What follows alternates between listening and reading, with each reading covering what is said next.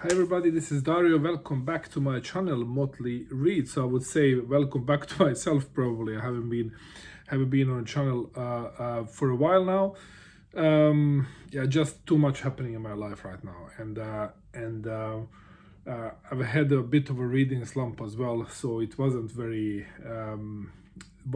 much to talk about really. So I took unplanned hiatus, and I don't know if it's going to continue or not. I don't know how it's going to be. But now I just felt urge to post a video with a couple of things that that book related, and I hope you will enjoy it.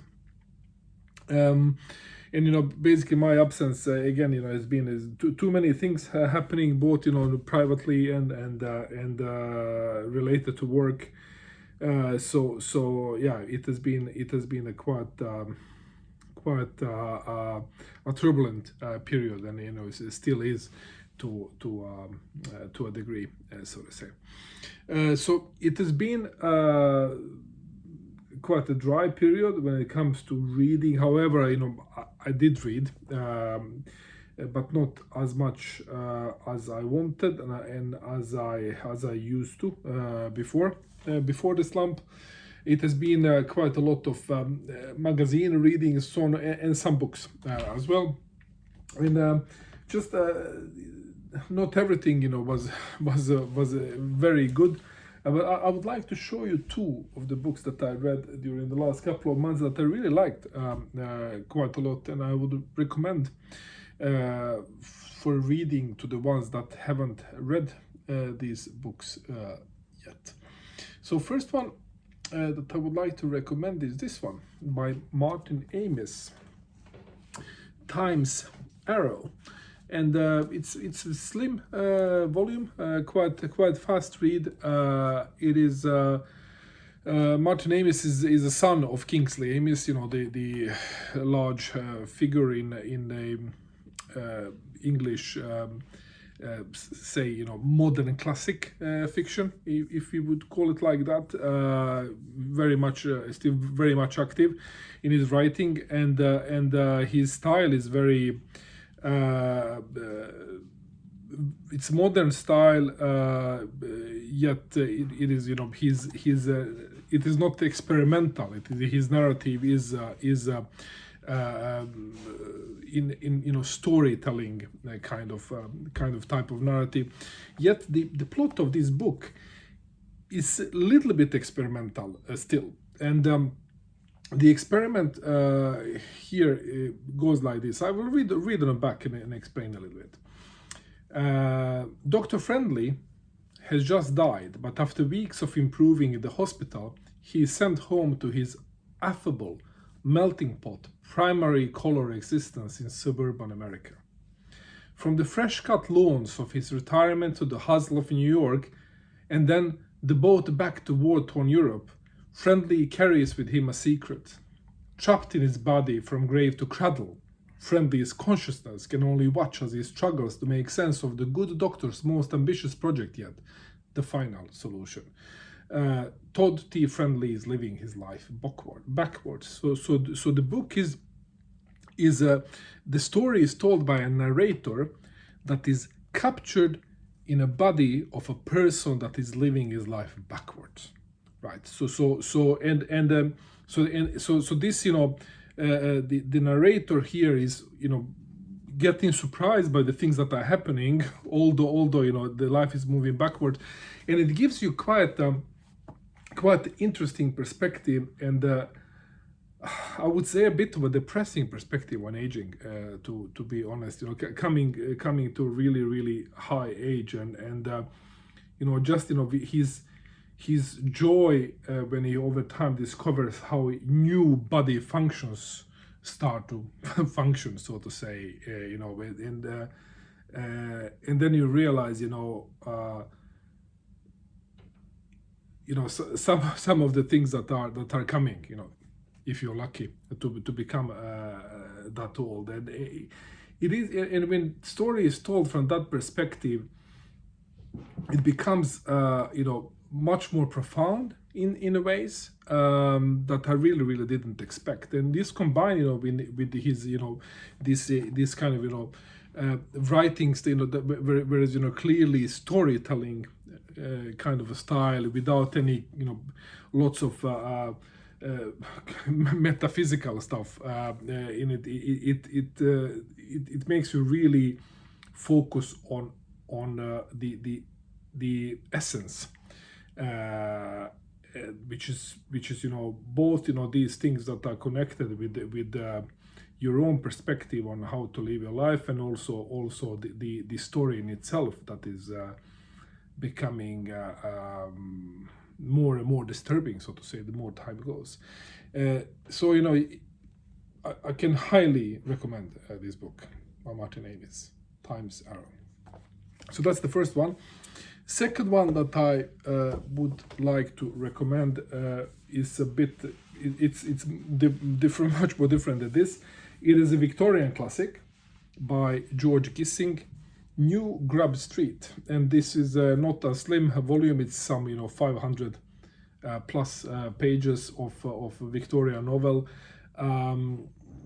However, written, it is written very much as Victorian novels are written. It is social drama, and the dialogue and the conventions are like you usually find in Trollope or Dickens. So, however, the style of the plot is much more modern. It feels much more modern, and it feels the conversations between the characters are has a kind of candor, if you like, that is hitting you very deeply when you read it, and you think, yeah, this was an honest conversation when you look how they talk to each other, and the everyday problems in a marriage and stuff like that. Everything comes to the surface. And what is book about? New Grub Street. Grub Street is an area. The book is set in London, like most of the Gissing's work. It is very city is a part of city is a character really in a story. Almost all the places there, all the streets that I mentioned, they exist. Actually, they existed back then. They still exist. Some of the places they've changed their names, but they still exist. And what we do, we follow here a group of intellectuals, authors that are struggling to make living in the end of 19th century, where where Britain is in this turmoil. Lots of things are changing. Where the universal education is coming in, popular journalism is becoming. Taking more and more grip over public dialogue, mass communication, media is coming in, the sensation press, the production of novels and books is just exploding, and then you have all this group of intellectuals who are struggling to make living of writing. That is very difficult, and they are. The place Grub Street is close to Barbican area in today's London, and it quite it was a mixture of poor and more affluent areas. So in that part of London, so you meet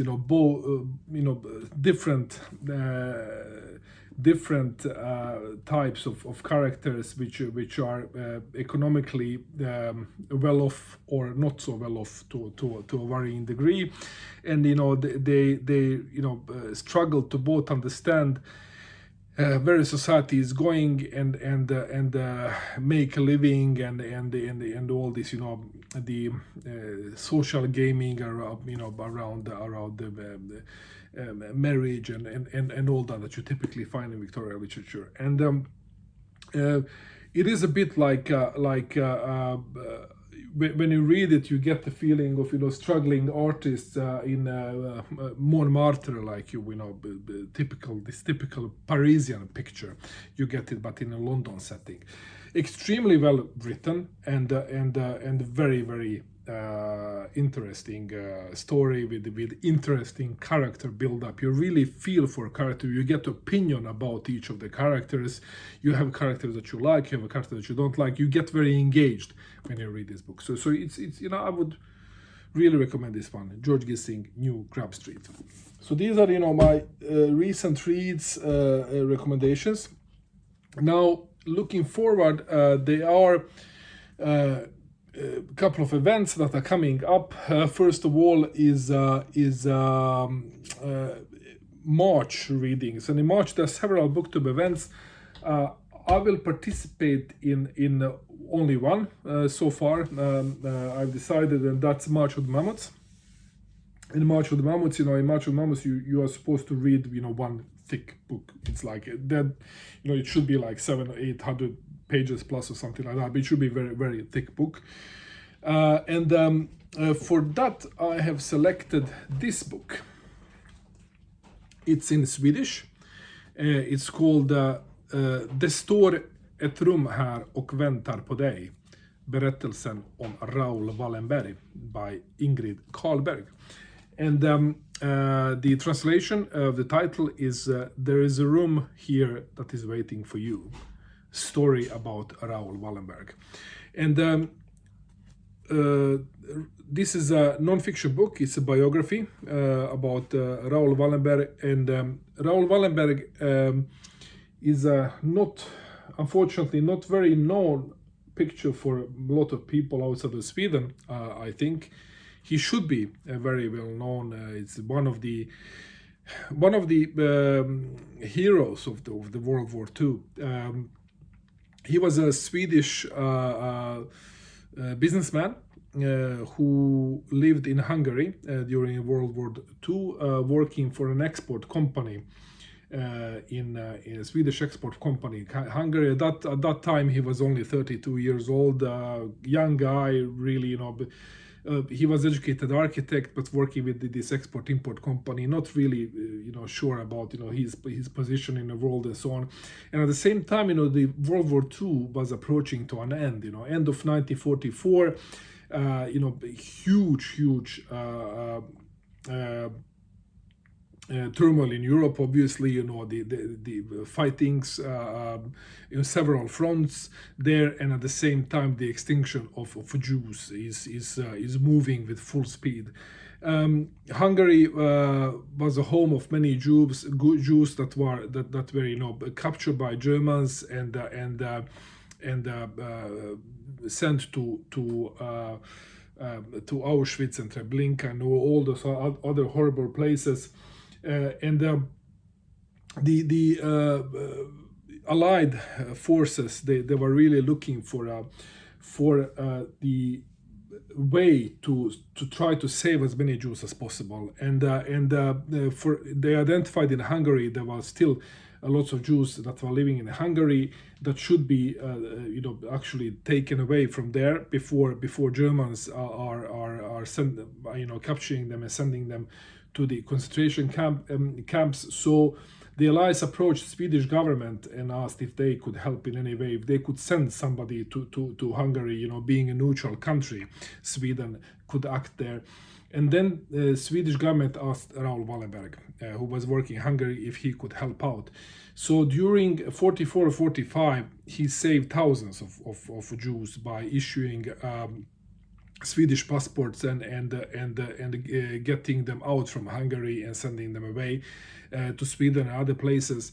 And there are many people at that time who had him to thank for their lives, and they descendants obviously today have to thank him for their lives. And what happened to Raoul Wallenberg when Russians or Soviet army entered Budapest? He saw them as allied forces, so he contacted them and wanted to get in contact with them and join them, but they arrested him, sent him to Lubyanka prison in Moscow, where they murdered him basically. For many years it wasn't nothing was known about his his destiny up until end of 1980s. I think it was 1989. Where during the glasnost that was started by Gorbachev and the Soviet Union was started to opening. They opened the archives, and lots of information came out of there from about his destiny, about what happened to him.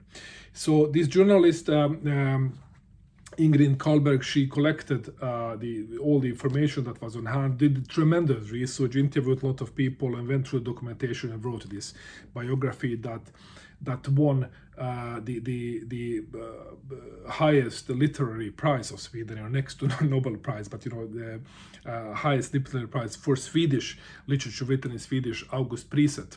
It won 2012. And also Axel Hirsch Prize 2013, which is the prize that is given by Swedish Academy, the same academy that is awarding Nobel Prize. So I heard a lot about this book, and now I think it is really right time to read it, especially considering what is happening in the world right now. So the biography of Raoul Wallenberg. So that is one event that I'm going to participate in, and then second event is in April that I'm going to participate in, actually be host of that event. That's Sagalong. It's the second year in a row that I'm one of the co-hosts of Sagalong. What we do in Sagalong, we read Icelandic sagas, and the Icelandic sagas, it is to me some of the most fantastic pieces of world literature. And the last year we read Njal Saga. There are, I think I did 4 or 5 videos. You can find them on my channel. It was really fantastic story. And this year we are reading Egil's Saga. And here is Egil's Saga. This edition is in Swedish, and it's called Egil Scala Grimson's Saga. And it is about this guy, Egil, that is born in the beginning of 10th century, and he also died at the end of 10th century. This story is written during the 13th century, and is thought that Egil lived once upon a time, and this is kind of a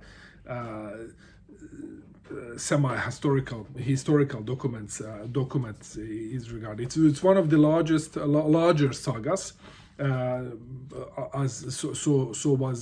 is Njal Saga as well, and I'm really looking forward to read it. I never read it before. This is the first time, so this is really something that I'm looking forward to. So the event works like this. We are a number of co-hosts. Now this year, I'm gonna link it down below. What I think, if I remember right, Lukas is one of the co-hosts.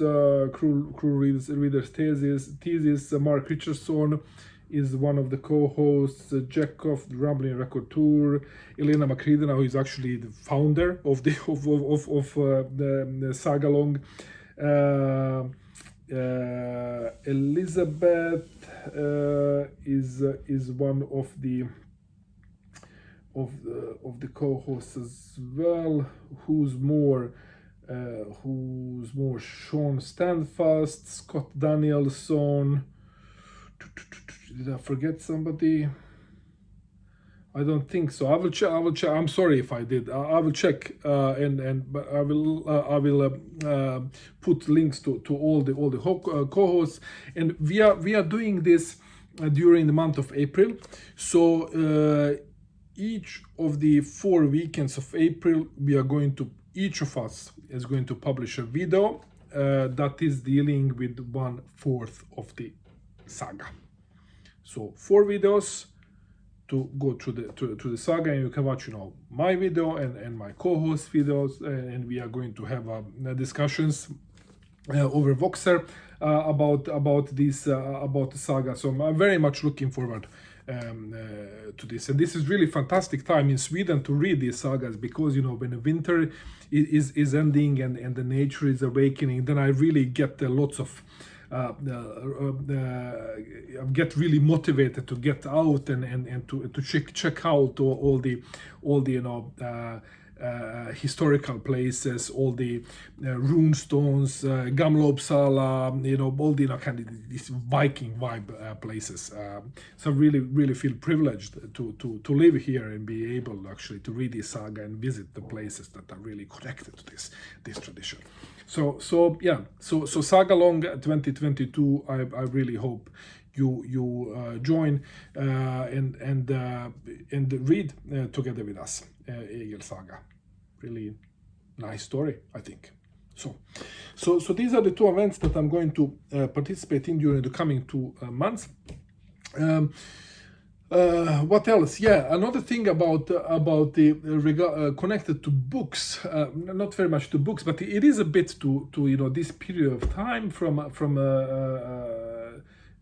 not this period, but it's prehistory, and the books. Well, I don't know. I'm just rambling. I have this book. Look. The World of Stonehenge by the British Museum.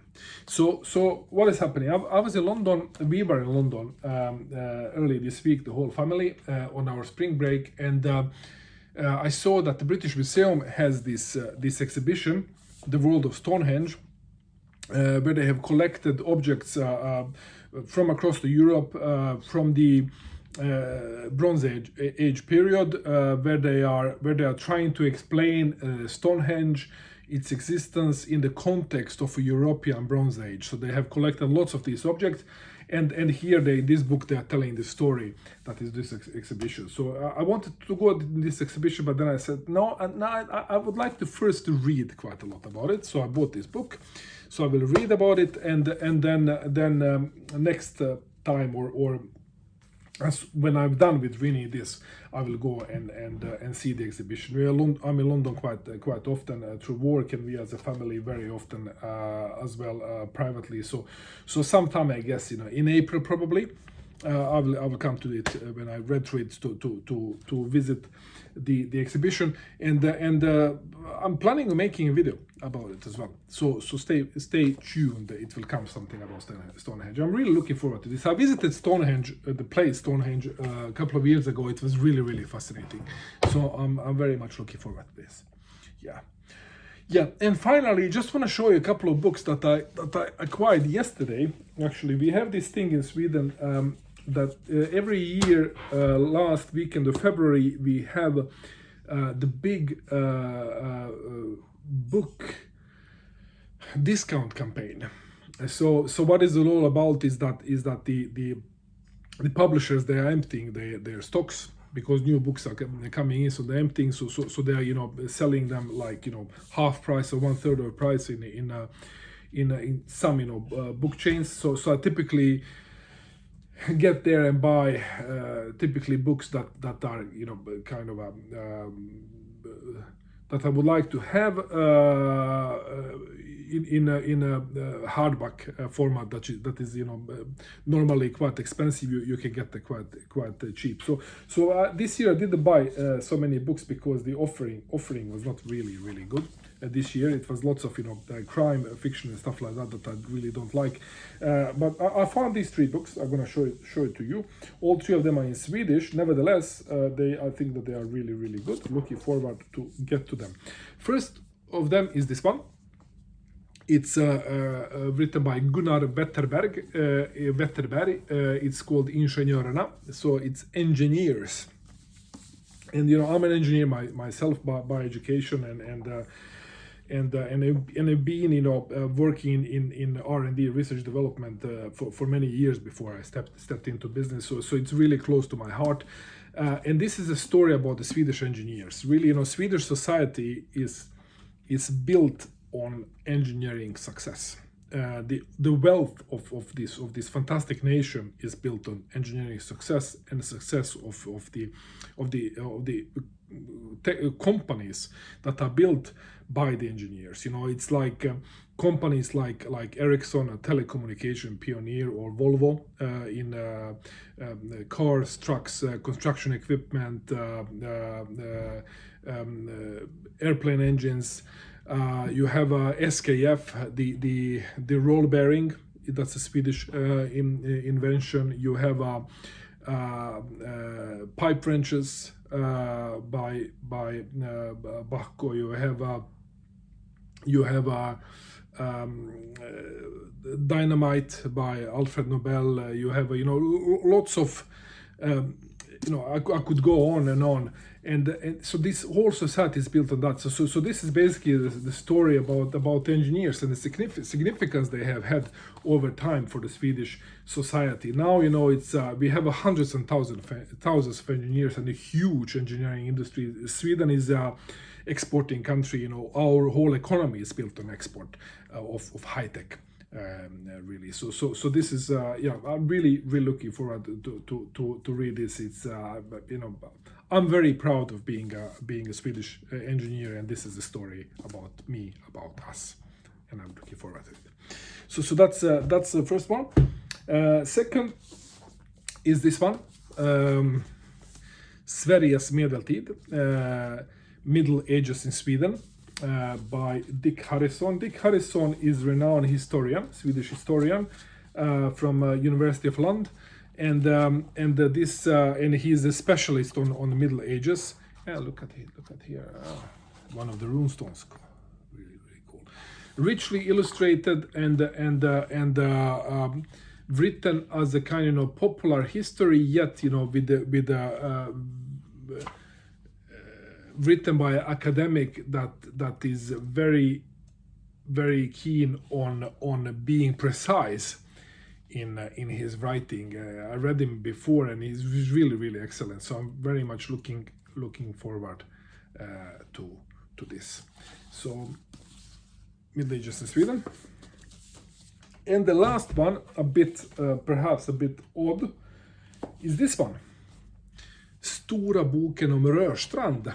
The large book about Rörstrand. And Rörstrand is a Swedish porcelain manufacturer. So what they're doing, they're making China, and they've been making China since 1726. And I don't know if it comes with age or what is it all about, but I've during the last years become more and more interested in China. It's this book is about both the manufacturing techniques, about the business of Rörstrand and the porcelain business, and also about the iconic designs of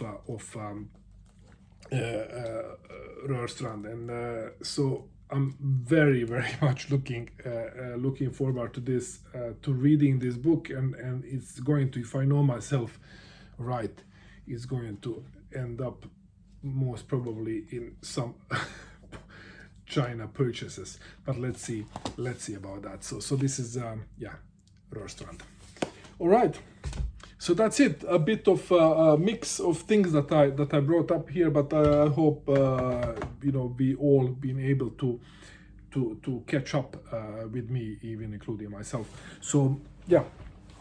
So that's it, and hopefully I will come up with another video rather soon. I think I need to do a couple of these, just on random themes, just to get back into this, because I appreciate very much BookTube and the whole community feeling, and I really enjoy doing videos. I had a lot of fun during the last half an hour doing this. So I will get back to you as soon as I can. It might take some time, however, I don't really know. I will not make any promises, but I hope I see you soon. So thank you for watching, and until next time, take care. Bye.